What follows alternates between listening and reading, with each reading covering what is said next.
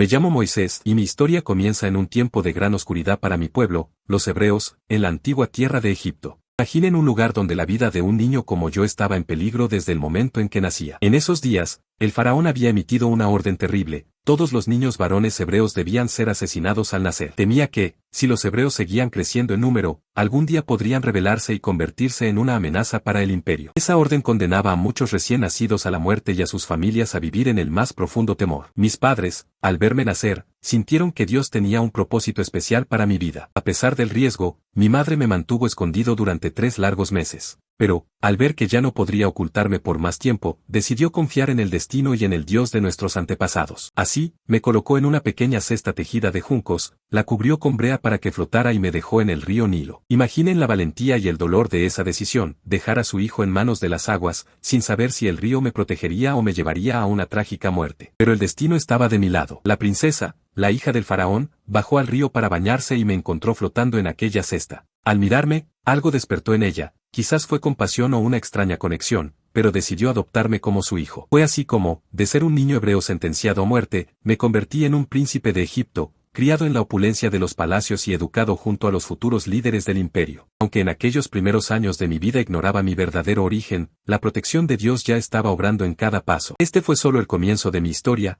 pero les aseguro que el destino tenía planes aún más grandes para mí, mucho más allá de las murallas de Egipto. En Egipto, me convertí en un príncipe, un miembro de la familia real y alguien que todos creían destinado a una vida de privilegios y poder. Crecí rodeado de lujos y conocimientos, como cualquier príncipe egipcio, aprendiendo sobre ciencia, matemáticas y la sabiduría que tanto valoraban los egipcios. Me enseñaron a luchar, a gobernar, y también me mostraron cómo administrar la tierra, pero lo que nunca me enseñaron fue la verdad sobre mis raíces. Pasaron los años, y aunque parecía tenerlo todo, había una inquietud constante dentro de mí, algo que no sabía cómo explicar. En las calles y en los campos de trabajo, veía a personas de aspecto similar al mío, hombres y mujeres de piel morena, agotados y rotos por el trabajo forzado. ¿Quiénes eran ellos? Nadie me lo decía, pero dentro de mí algo resonaba cada vez que los veía. Una chispa de conexión, una empatía que me desconcertaba. No entendía por qué sentía eso. ¿Por qué me dolía ver el sufrimiento de aquellos esclavos? Mi vida cambió cuando descubrí la verdad. Un día, mientras recorría las obras de una de las ciudades del faraón, me encontré con un capataz egipcio golpeando a un esclavo hebreo. Algo dentro de mí estalló. No pude soportar el abuso ni la crueldad. Me acerqué y, sin pensarlo demasiado, intervine en defensa de aquel hombre, y en ese acto impulsivo terminé quitándole la vida al egipcio. Fue un momento decisivo. Aquel arrebato de justicia no solo me colocó en una posición peligrosa, sino que también me reveló algo aún más profundo y perturbador. Esa noche, descubrí que yo mismo era hebreo,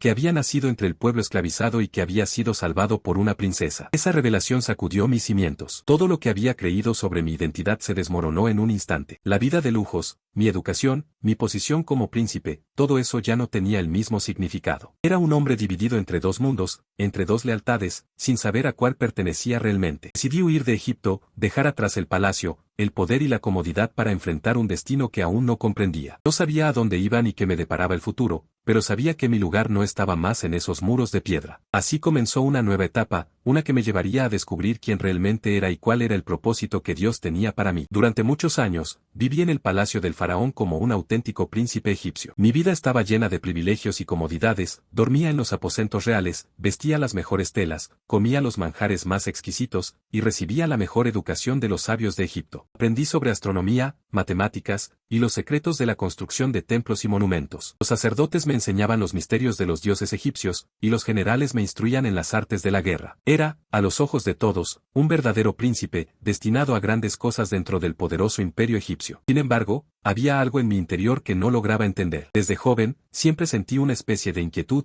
una incomodidad silenciosa que me acompañaba a donde iba. A veces, mientras observaba a los esclavos hebreos que trabajaban en las ciudades y campos del faraón, me sentía extraño. No comprendía por qué, pero algo me unía a ellos, una conexión inexplicable. Era como si viera un reflejo de mí mismo en sus rostros cansados y sufrientes, y esa sensación me perseguía constantemente. El momento que cambió mi vida llegó de forma abrupta y violenta. Fue mi hermana, Miriam, quien me contó que yo era uno de ellos, uno de esos esclavos hebreos que veía todos los días desde la comodidad de mi vida en el palacio. La historia de cómo mi madre me había dejado en el río Nilo para salvarme, de cómo fui encontrado por la princesa y adoptado en la familia real, fue una revelación que cambió mi vida para siempre. Descubrí, en ese momento, que no era un príncipe egipcio por nacimiento, sino un hebreo, un miembro del pueblo oprimido al que había defendido sin saber que compartía su sangre. La confusión y el dolor me embargaron. ¿Qué significaba esto para mí? Todo lo que había aprendido, todo lo que era, parecía perder sentido. En mi interior, sentía que no podía permanecer más en ese lugar, viviendo una vida de mentiras y lujos mientras mi verdadero pueblo sufría. Sabía que, si mi identidad se hacía pública, mi vida también estaría en peligro. Así que tomé la difícil decisión de huir. Dejé el palacio y el mundo que había conocido, sin saber a dónde me dirigiría ni qué me deparaba el futuro. Emprendí un camino hacia lo desconocido, buscando respuestas, sin imaginar que esta huida no era el fin, sino el comienzo de la verdadera misión para la cual había sido destinado. Después de años de vivir en el exilio en la tierra de Madián,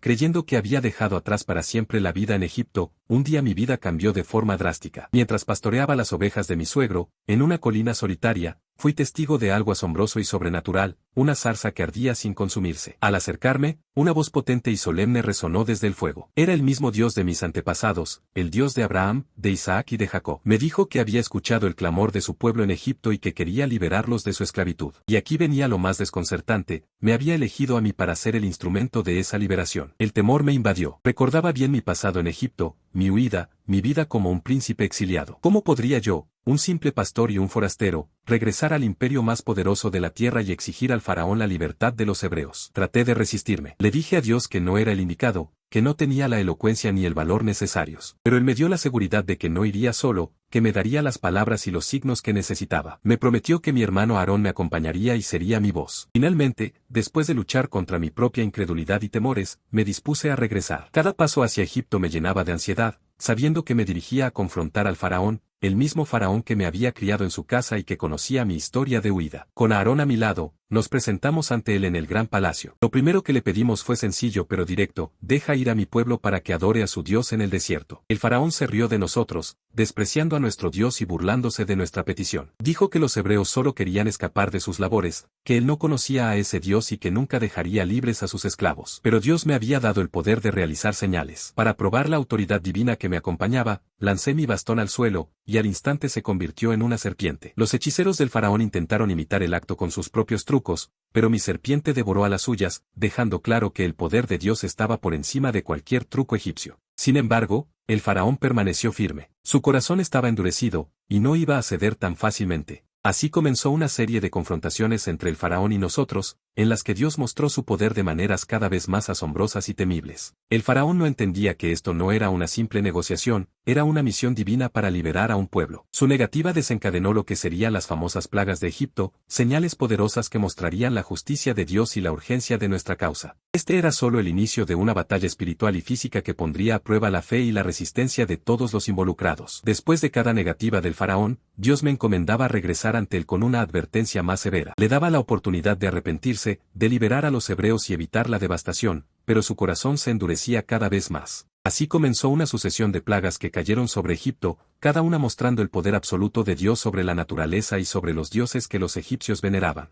La primera plaga fue un golpe directo contra el Nilo, el corazón mismo de Egipto. El agua del río, fuente de vida y prosperidad, se convirtió en sangre. El hedor de la muerte invadió el aire, y los egipcios no podían beber ni usar el agua. Aún así, el faraón se negó a escuchar, convencido de que sus magos podían replicar el milagro. Pero con cada plaga, se hizo evidente que esta lucha iba más allá de cualquier truco humano. La segunda plaga trajo una invasión de ranas que cubrieron todo Egipto. Las ranas saltaban en cada rincón, desde los hogares hasta los palacios. Al principio, el faraón parecía ceder, suplicando que oráramos para que Dios detuviera la plaga. Pero tan pronto como las ranas murieron, su promesa se desvaneció. Y así, siguieron la tercera y cuarta plaga. Nubes de mosquitos y luego enjambres de moscas llenaron el aire, invadiendo la vida de los egipcios, pero dejando a los hebreos intactos. A medida que la devastación continuaba, cada plaga era un recordatorio de la obstinación del faraón y de la justicia de Dios. Las siguientes plagas fueron aún más severas, una peste diezmó el ganado, y después, una plaga de úlceras cubrió el cuerpo de todos los egipcios. Pero el faraón seguía sin ceder. Entonces, Dios envió una lluvia de granizo que destrozó cultivos, árboles y animales, seguida de una plaga de langostas que devoraron lo que quedaba en pie.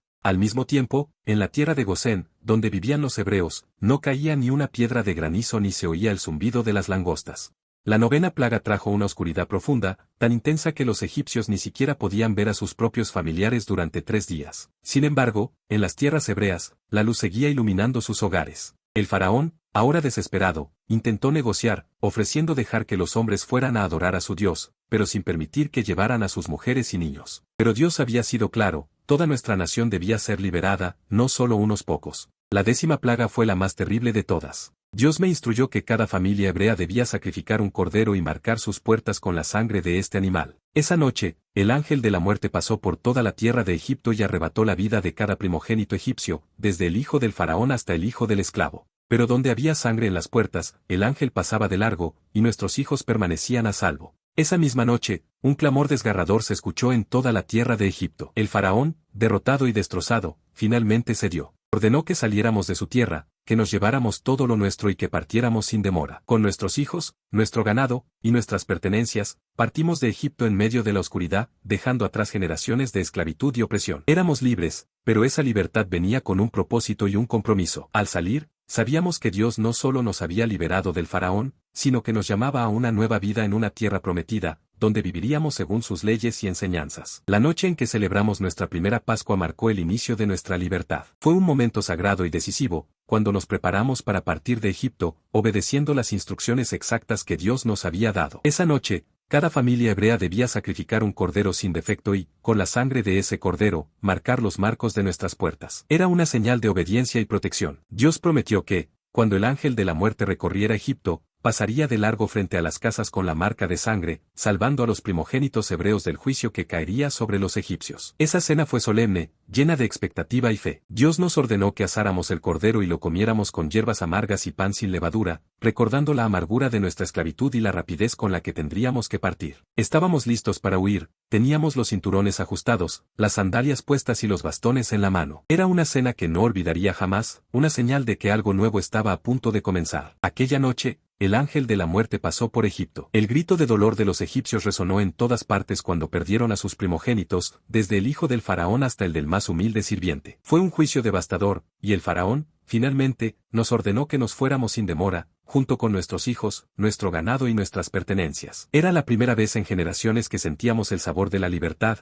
y no lo dudamos ni un segundo. Tomamos nuestras cosas y nos pusimos en marcha. Partimos de Egipto bajo el amparo de la noche, dejando atrás la opresión y la esclavitud que habían marcado la vida de nuestros padres y abuelos. Éramos una nación en marcha, un pueblo recién nacido que se dirigía hacia un destino desconocido. La salida fue rápida, casi frenética, no hubo tiempo para esperar a los rezagados. Los egipcios, ya aterrorizados y derrotados, incluso nos entregaron oro y joyas para que nos fuéramos cuanto antes. Dios nos había liberado y proveído para el camino. Aquel viaje no estaba exento de incertidumbre y desafíos. Atravesábamos el desierto, siguiendo una columna de nube durante el día y una columna de fuego durante la noche, una señal constante de que Dios estaba con nosotros, guiándonos hacia la libertad y la tierra prometida. Nos llenaba de esperanza y fuerza ver esa presencia divina adelante, mostrándonos el camino y asegurándonos que no estábamos solos. Sin embargo, pronto nos enteramos de que el faraón había cambiado de opinión y estaba decidido a recapturarnos. Su ejército, con sus carros y soldados, avanzaba rápidamente tras nosotros. Nos encontrábamos atrapados entre el Mar Rojo y el ejército egipcio que se acercaba. El miedo y la desesperación comenzaron a cundir entre el pueblo, pero en ese momento, Dios me dio la instrucción de levantar mi bastón y extender mi mano sobre el mar. Lo que sucedió después fue un milagro que quedaría grabado en la memoria de mi pueblo para siempre. Las aguas del mar se abrieron, formando un camino seco por el que pudimos cruzar a salvo. Caminamos entre muros de agua a ambos lados, con el corazón latiendo a toda velocidad, pero con la certeza de que Dios estaba protegiéndonos. Al llegar al otro lado, el ejército egipcio intentó seguirnos, pero, una vez que el último hebreo cruzó, las aguas se cerraron de golpe, tragando a nuestros enemigos y sellando nuestra liberación definitiva. Aquel día, en la otra orilla del mar, nos dimos cuenta de que éramos verdaderamente libres. Cantamos y danzamos, agradeciendo a Dios por su salvación y por habernos rescatado con mano poderosa. La Pascua se convirtió, desde entonces, en una celebración eterna para mi pueblo, un recordatorio de que Dios escuchó nuestro clamor, nos liberó y nos condujo hacia una nueva vida.